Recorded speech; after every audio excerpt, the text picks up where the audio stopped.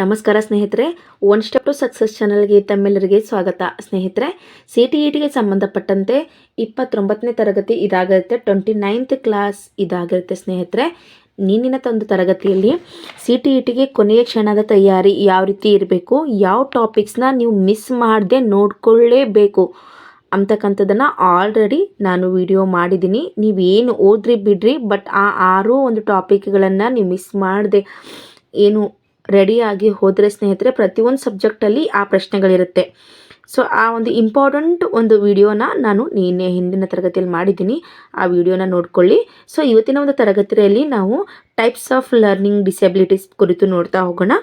As usual, ಯಾರೆಲ್ಲ ಹೊಸದಾಗಿ ನನ್ನ ಚಾನಲನ್ನು ನೋಡ್ತಾ ಇದ್ದರೆ ಸಬ್ಸ್ಕ್ರೈಬ್ ಮಾಡ್ಕೊಳ್ಳಿ. ಪಕ್ಕದಲ್ಲಿರ್ತಕ್ಕಂತಹ ಬೆಲ್ ಬಟನ್ ಮೇಲೆ ಪ್ರೆಸ್ ಮಾಡಿದರೆ ನಾನು ಮಾಡಿದ ಮೊದಲ ವಿಡಿಯೋ ನಿಮಗೆ ಸೇರುತ್ತೆ ಅಂತ ತಿಳಿಸ್ತಾ ಇವತ್ತಿನ ತರಗತಿಯನ್ನು ಸ್ಟಾರ್ಟ್ ಮಾಡ್ತಾ ಇದ್ದೀನಿ. ಸ್ನೇಹಿತರೆ, ಯಾರು ಈ ಕಂಪ್ಲೀಟ್ ಆದ ವಿಡಿಯೋಗಳು ಬೇಕಾಗಿದೆಯೋ ಚಾನಲ್ನ ಪ್ರೊಫೈಲ್ ಮೇಲೆ ಕ್ಲಿಕ್ ಮಾಡಿದ್ರೆ ಮೇನ್ ಚಾನಲ್ಗೆ ಹೋಗ್ತೀರಾ.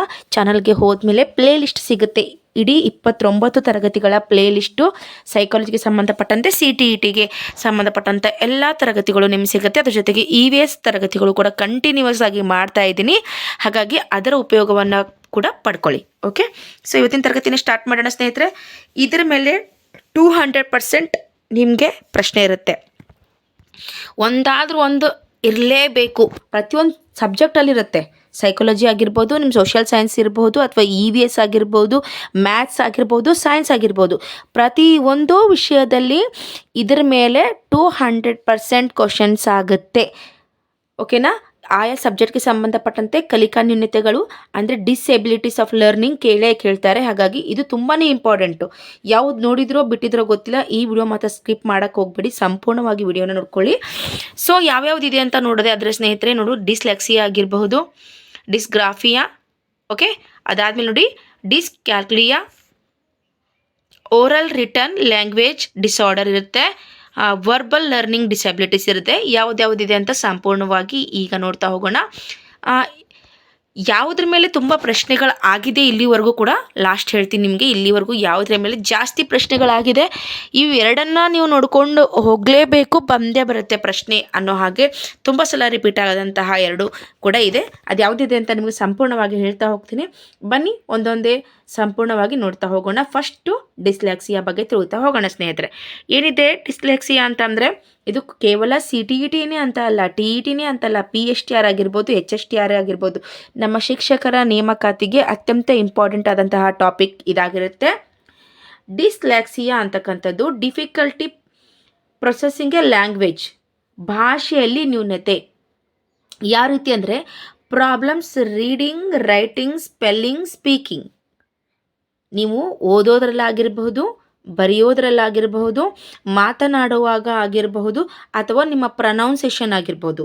ಸೊ ಇಲ್ಲಿ ಏನೇ ಪ್ರಶ್ನೆಗಳು ಬಂದಿದ್ದರೆ ನಿಮಗೆ ಅದು ಡಿಸ್ಲೆಕ್ಸಿಯಾ ಆಗುತ್ತೆ. ನೋಡಿ ಯಾವ ರೀತಿ ಪ್ರಶ್ನೆ ಕೇಳ್ತಾರೆ ಅಂದರೆ, ನೀವು ಒಂದು ಮಗು ಇದೆ, ಸೊ ಅದು ಭಾಷೆಯ ಬಳಕೆಯಲ್ಲಿ ತೊಂದರೆಯನ್ನು ಅನುಭವಿಸ್ತಾ ಇದೆ, ಅಥವಾ ಪ್ರೊನೌನ್ಸೇಷನ್ ರಾಂಗ್ ಮಾಡ್ತಾ ಇದೆ, ಅಥವಾ ನೋಡಿ ನಿಮಗೆ ಕಟ್ ಅನ್ನೋದು ಕುಟ್ ಅಂತ ಓದ್ತಾ ಇದೆ. ಓಕೆ, ಇದನ್ನು ಕಟ್ ಅನ್ನೋದನ್ನು ಕುಟ್ ಅಂತ ಓದ್ತಾ ಇದೆ. ಹಾಗಾದರೆ ಆ ಮಗು ಯಾವ ಒಂದು ಕಲಿಕಾ ನ್ಯೂನತೆಯನ್ನು, ವಿಚ್ ಡಿಸೆಬಿಲಿಟಿ ಇದೆ ಅದಕ್ಕೆ, learning disability, which learning disability ಅಂತ ನಿಮಗೆ ಆಪ್ಷನ್ಸ್ ಕೊಡ್ತಾರೆ. ಸೊ ನೆನಪಿರಲಿ ನಿಮಗೆ ಅದು ಯಾವುದಾಗುತ್ತೆ ಅಂದರೆ ಡಿಸ್ಲೆಕ್ಸಿಯಾ. ಓದುವುದರಲ್ಲಿ, ಬರೆಯುವುದರಲ್ಲಿ, ಪ್ರೊನೌನ್ಸಿಯೇಷನ್ ಮಾಡೋದರಲ್ಲಿ, ಮಾತನಾಡುವುದರಲ್ಲಿ ಲ್ಯಾಂಗ್ವೇಜ್ ಪ್ರಾಬ್ಲಮ್ನ ಕಂಡ್ರೆ ಅದು ಡಿಸ್ಲೆಕ್ಸಿಯಾ ಆಗುತ್ತೆ. Very very important. ಡಿಸ್ಲೆಕ್ಸಿಯಾ ಮೇಲೆ ತುಂಬ ಸಲ ಪ್ರಶ್ನೆ ಆಗಿದೆ. ಡಿಸ್ಕ್ಯಾಲ್ಕುಲಿಯಾ ವೆರಿ ಇಂಪಾರ್ಟೆಂಟ್. ಇವೆರಡೂ ಮಾತ್ರ ಸ್ನೇಹಿತರೆ ಇಷ್ಟು ಸಲ ಕೇಳಿದ್ದಾರೆ ಅಂದರೆ ನಮ್ಮ ಕರ್ನಾಟಕ TET ಆಗಿರ್ಬೋದು, ಅಥವಾ ಸೆಂಟ್ರಲ್ CTET ಆಗಿರ್ಬೋದು, ಡಿಸ್ಲೆಕ್ಸಿಯಾ ಮತ್ತು ಡಿಸ್ಕ್ಯಾಲ್ಕುಲಿಯಾ ಕೇಳ್ತಾರೆ. ಓಕೆನಾ? ನೋಡಿ, ಡಿಫಿಕಲ್ಟಿ ವಿತ್ ಮ್ಯಾಥ್ಸಲ್ಲಿ ಬರ್ತಕ್ಕಂತಹ ತೊಂದರೆಗಳು, challenging doing a math problems, understanding time, using a money. ಮಗು ದುಡ್ಡನ್ನು ಅಂದರೆ ಇವಾಗ ಒಂದು 10 ರೂಪೀಸ್ ಕೊಟ್ಟು ನೀವು 2 ರೂಪೀಸ್ ಒಂದು ಮ್ಯಾಚ್ ಬಾಕ್ಸ್ ತೊಗೊಂಡು ಬಂದಿದ್ದೀರಾ ಅಂತಂದರೆ ಅದು ವಾಪಸ್ 8 ರೂಪೀಸ್ ತರುವ ಬದಲು 5 ರೂಪೀಸ್ ತೊಗೊಂಡು ಬಂದಿದೆ ಅಂತ ಅಂದ್ಕೊಳ್ಳಿ. ಅಲ್ಲಿ ಮಗುವಿಗೆ ಏನಾಗಿಲ್ಲ ಅಂತಂದರೆ ಕ್ಯಾಲ್ಕುಲೇಷನ್ ಅರ್ಥ ಆಗಿಲ್ಲ. ಸೊ ನಾನು 10 ರೂಪೀಸ್ ಕೊಟ್ಟಿದ್ದೀನಿ, 2 ರೂಪೀಸ್ ಮಾತ್ರ ತೊಗೋಬೇಕಾಗಿತ್ತು, 8 ರೂಪೀಸ್ ವಾಪಸ್ ಕೊಡೋದರ ಬದಲು 5 ರೂಪಾಯಿ ಮಾತ್ರ ಕೊಟ್ಟಿದ್ದಾರೆ ನನಗೆ. ಓಕೆ. ಸೊ ಅದು ಅರ್ಥ ಆಗಲ್ಲ, ಅದೇನು ಕೊಟ್ಟಿದೆ ತೊಗೊಂಡು ಬಂದುಬಿಡುತ್ತೆ. ಸೊ ಹೀಗಾಗಿ ಸ್ನೇಹಿತರೆ, ಗಣಿತಕ್ಕೆ ಸಂಬಂಧಪಟ್ಟಂತಹ ನೋಡಿ, ಆ ಪ್ರಶ್ನೆಯಲ್ಲಿ ನಿಮಗೆ ಮ್ಯಾಥ್ಸ್ಗೆ ಸಂಬಂಧಪಟ್ಟಂತಹ ಒಂದು ಕ್ವಶನ್ ಆಗಿದ್ದರೆ ಅದು ಡಿಸ್ಕ್ಯಾಲ್ಕುಲಿಯಾ ಆಗುತ್ತೆ. ಇದು ಈಸಿ. ಕ್ಯಾಲ್ಕುಲಿಯಾ ಅಂದರೆ ಗಣಿತ ಅಲ್ವಾ, ಕ್ಯಾಲ್ಕುಲೇಷನ್ ಮಾಡೋದೇ ನಾವು ಗಣಿತಕ್ಕೋಸ್ಕರ ಅಲ್ವಾ. ಹಾಗಾಗಿ ಕ್ಯಾಲ್ಕುಲಿಯಾ ಬಂದರೆ ನೀವು 100% ನೀವು ಏನು ಮಾಡ್ತೀರಾ ಅಂತಂದರೆ ಟಿಕ್ ಹಾಕ್ತೀರಾ ಅನ್ನೋದು ನಂಗೆ ನಂಬಿಕೆ ಇದೆ. ಓಕೆನಾ ಸ್ನೇಹಿತರೆ, ವಿಡಿಯೋ ನೋಡ್ತಾ ಲೈಕ್ ಅಂತೂ ತುಂಬ ಜನ ಮಾಡ್ತಾ ಇರ್ತೀರಾ, ಅದಕ್ಕೆಲ್ಲ ನಿಮ್ಗೆ ಧನ್ಯವಾದಗಳನ್ನು ತಿಳಿಸ್ತೀನಿ. ಅದ್ರ ಜೊತೆಗೆ ಹೈಪ್ ಅಂತ ಒಂದು ಆಪ್ಷನ್ ಇದೆ, ಅಲ್ಲಿ ಪಾಯಿಂಟ್ಸ್ ಇದೆ ಸ್ನೇಹಿತರೆ, ಆ ಪಾಯಿಂಟ್ಸ್ನ ಕೊಡಿ. ಇದು ನಂಗೆ ತುಂಬ ಇಂಪಾರ್ಟೆಂಟ್ ಆಗಿರುತ್ತೆ. ನೀವು ಎಷ್ಟು ನನಗೆ ಪಾಯಿಂಟ್ಸ್ಗಳು ಕೊಡೋಗ್ತಾ ಹೋಗ್ತೀರಾ ಅಷ್ಟು ತರಗತಿಗಳು ಮಾಡಲಿಕ್ಕೆ ನನಗೆ ಮೋಟಿವೇಶನ್ ಸಿಕ್ಕಂಗಾಗುತ್ತೆ. ಈ ಹಿಂದೆ ಎಲ್ಲ ವಿಡಿಯೋಗಳಿಗೂ ಕೂಡ ಹೈಪ್ ಮಾಡಿದ್ದೀರಾ, ಪಾಯಿಂಟ್ಸ್ ಕೊಟ್ಟಿದ್ದೀರಾ, ಸಾವಿರಾರು ಒಂದು ಪಾಯಿಂಟ್ಸ್ಗಳು ನನಗೆ ಬಂದಿದೆ. ಅದಕ್ಕೂ ಕೂಡ ನಿಮ್ಗೆ ಧನ್ಯವಾದಗಳನ್ನು ತಿಳಿಸ್ತೀನಿ. ಪ್ರತಿಯೊಂದು ವಿಡಿಯೋಗೂ ಹೈಪ್ ತುಂಬ ಇಂಪಾರ್ಟೆಂಟ್ ಆಗಿರುತ್ತೆ. ಹಾಗಾಗಿ ಹೈಪ್ ಮಾಡ್ತಾ ಹೋಗಿ ಸ್ನೇಹಿತರೆ ಈ ವಿಡಿಯೋನೂ ಕೂಡ. Okay, thank you. ನೋಡಿ, ಡಿಸ್ಕ್ಯಾಲ್ಕುಲಿಯಾ ಮ್ಯಾಥ್ಸ್ಗೆ ಸಂಬಂಧಪಟ್ಟಂತೆ ಅರ್ಥ ಆಯಿತು. ಇನ್ನು ಡಿಸ್ಗ್ರಾಫಿಯಾ ನೋಡಿ, ಸ್ಪೆಸಿಫಿಕ್ಕಾಗಿ ನಿಮಗೆ ಸ್ನೇಹಿತರೆ ಇದು ಇಂಪಾರ್ಟೆಂಟ್ ಇರಲಿ, ನೆನಪಿರಲಿ ನಿಮಗೆ. ಯಾಕಂದರೆ ರೈಟಿಂಗ್ ಅಂತ ಇಲ್ಲಿ ಕೂಡ ಇದೆ, ಆದರೂ ಕೂಡ ನಿಮಗೆ ರೈಟಿಂಗ್ ಬಗ್ಗೆ ಕೇಳಿದರೆ ಡಿಸ್ಗ್ರಾಫಿಯಾ ಅಂತ ಕೇಳಿದರೆ difficulty writing, this is also very important. ತುಂಬ ಸಲ ಪ್ರಶ್ನೆ ಆಗಿದೆ. Problems with handwriting, spelling, organising ideas, ಬರವಣಿಗೆಯಲ್ಲಿ ಇರ್ತಕ್ಕಂತಹ ತೊಂದರೆ, ಡಿಫಿಕಲ್ಟಿ ರೈಟಿಂಗ್. ನೋಡಿ, ಗ್ರಾಫಿಯಾ ಅಂತ ಇದೆ. ಗ್ರಾಫಿಯಾ ಅಂದ್ರೇನು, ನೀವು ಗೆರೆಗಳನ್ನು ಉಪಯೋಗಿಸ್ತೀರಲ್ವ ಗ್ರಾಫಲ್ಲಿ, ಹಾಗಾಗಿ ಬರೆಯುವುದು ಅಂತ ನೆನ್ಪಿಟ್ಕೊಳ್ಳಿ. ಓಕೆನಾ, ಬರೆಯುವುದು. ಗ್ರಾಫ್ ಅಂದರೆ ಏನು ಮಾಡ್ತೀರಾ ನೀವು, ಈ ಥರ ಲೈನ್ಸ್ ಬರುತ್ತೆ ಅಂತ ನೆನ್ಪಿಟ್ಕೊಳ್ಳಿ. ಗ್ರಾಫ್ ನೀವು ಲೈನ್ ಹಾಕಬೇಕಂದ್ರೆ ನೀವು ಏನು ಮಾಡ್ತಿದ್ದೀರಾ, ಬರೀತಿದ್ದೀರಾ ಅಲ್ವಾ. ಸೊ ಬರೆಯೋದ್ರಿಂದನೇ ಲೈನ್ ಬರ್ತಿದೆ ಅಲ್ವಾ, ಹಾಗಾಗಿ ಬರೆಯುವುದು ಅಂತ ನೀವು ನೆನ್ಪಿಟ್ಕೊಳ್ಳಿ ಸ್ನೇಹಿತರೆ. Okay, dysgraphia, this is the difficulty of writing. What problems, handwriting, spelling, organising ideas ಅಂತಂದರೆ ನಿಮ್ಗೆ ಏನೋ ಒಂದು ಟಿಪ್ಪಣಿಯನ್ನು ಕೊಟ್ಟಾಗ ಬರೆಯೋದಾಗಲಿ, ಸೊ ಅದೆಲ್ಲ ಬರಲ್ಲ. ಹಾಗಾಗಿ ಸೊ ನೆಕ್ಸ್ಟ್ ನೋಡೋದಾದರೆ ಸ್ನೇಹಿತರೆ, ನೋಡಿ ಏನಿದೆ, ಡಿಸ್ಪ್ರ್ಯಾಕ್ಸಿಯಾ ಅಂತ ಇದೆ. ಏನಿದು ನೋಡ್ತಾ ಹೋಗೋಣ. Difficulty with the fine motor skills, very important ಸ್ನೇಹಿತರೆ ಇದು ಕೂಡ. Problems with the hand I coordination, balance. So ಒಂದು ಆ್ಯಕ್ಟಿವಿಟಿ ಮಾಡೋಕ್ಕೆ ಕೊಟ್ಟಾಗ, ಮಗುವಿಗೆ ಒಂದು ಆ್ಯಕ್ಟಿವಿಟಿ ಮಾಡಲಿಕ್ಕೆ ಕೊಟ್ಟಾಗ ಸ್ಕಿಲ್ಸ್ ಮುಖಾಂತರ, ಅಂದರೆ ಇವಾಗ ನೋಡಿ ಈ ರೀತಿ ಬಾಕ್ಸ್ ಕೊಟ್ಟಿದ್ದಾರೆ ಅಂತ ಅಂದ್ಕೊಳ್ಳಿ ನೀವು. ಓಕೆ, ಈ ರೀತಿ ನಿಮಗೆ ಬಾಕ್ಸ್ ಕೊಟ್ಟಿದ್ದಾರೆ ಅಂದರೆ ಮಗು ಇದನ್ನು ಆರ್ಡರ್ ವೈಸ್ ಇಡಲಿಕ್ಕೆ ತೊಂದರೆಯನ್ನು ಅನುಭವಿಸುತ್ತೆ. ಈಗ ಇಷ್ಟು ದೊಡ್ಡದು ಇಟ್ಬಿಟ್ಟು ಇದು ಎರಡನೇದನ್ನು ಬಿಟ್ಟು ಈ ಬಾಕ್ಸ್ನ ಇಲ್ಲಿಟ್ಟಿರುತ್ತೆ. ಈ ರೀತಿ ಆ್ಯಕ್ಟಿವಿಟೀಸ್ ಬೈ ಹ್ಯಾಂಡಿಂದ ಮಾಡ್ತಕ್ಕಂತಹ ಕೆಲಸ, ಆ್ಯಕ್ಟಿವಿಟೀಸು ಅದು ಏನು ಮಾಡುತ್ತೆ, ತಪ್ಪಾಗಿ ಮಾಡುತ್ತೆ, ಪ್ರಾಬ್ಲಮ್ ಫೇಸ್ ಮಾಡುತ್ತೆ. ಹ್ಯಾಂಡ್ ಐ ಕೋಆರ್ಡಿನೇಷನ್ ಮಗುನ ಹತ್ರ ಇರೋದಿಲ್ಲ. ಯಾವುದಾದ್ರ ಮೇಲೆ ಯಾವ್ದು ಬರುತ್ತೆ ಅನ್ನೋದು ಮಗುವಿಗೆ ತೊಂದರೆಯನ್ನು ಅನುಭವಿಸುತ್ತೆ. ಇದನ್ನು ನಾವೇನಂತ ಕರಿತೀವಿ, ಡಿಸ್ಪ್ರ್ಯಾಕ್ಸಿಯಾ ಅಂತ ಕರಿತೀವಿ. ವೆರಿ ಇಂಪಾರ್ಟೆಂಟ್ ಸ್ನೇಹಿತರೆ, ಇದು ಕೂಡ ತುಂಬ ಇಂಪಾರ್ಟೆಂಟ್ ಆಗಿರುತ್ತೆ. ನೆಕ್ಸ್ಟ್ ನೋಡಿ,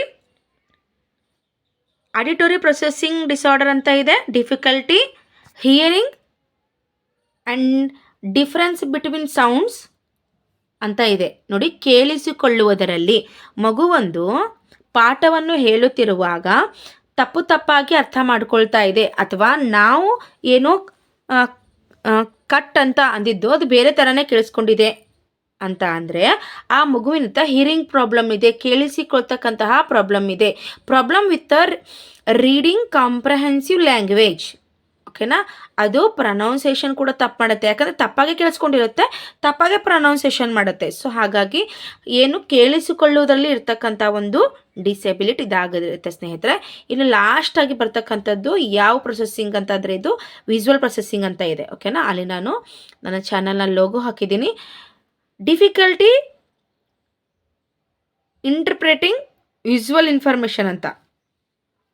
ಓಕೆ, ಏನು problems with reading maps charts and symbols ಅಂದರೆ ಸ್ನೇಹಿತರೆ ನೋಡ್ತಕ್ಕಂಥದ್ದು ಇಲ್ಲಿ ವಿಜುವಲ್ ಇನ್ಫಾರ್ಮೇಷನ್ ವೆರಿ ಇಂಪಾರ್ಟೆಂಟ್. ಇಲ್ಲಿ ನೋಡಿ, ವಿಜುವಲ್ ಇನ್ಫಾರ್ಮೇಷನ್ ನೋಡಿ ಅರ್ಥ ಮಾಡ್ಕೊಳ್ಳೋದ್ರಲ್ಲಿ ತಪ್ಪಾಗಿರುತ್ತೆ. ಈಗ ಮ್ಯಾಥ್ಸು ಸ್ಟೆಪ್ ಬೈ ಸ್ಟೆಪ್ ಹೇಳ್ತಿರ್ತಾರೆ, ಮಗು ತಾನು ಮಾಡುವಾಗ 2 ಸ್ಟೆಪ್ಪನ್ನು ಇದು ಏನು ಮಾಡುತ್ತೆ, ಮಿಸ್ ಮಾಡಿಬಿಡುತ್ತೆ.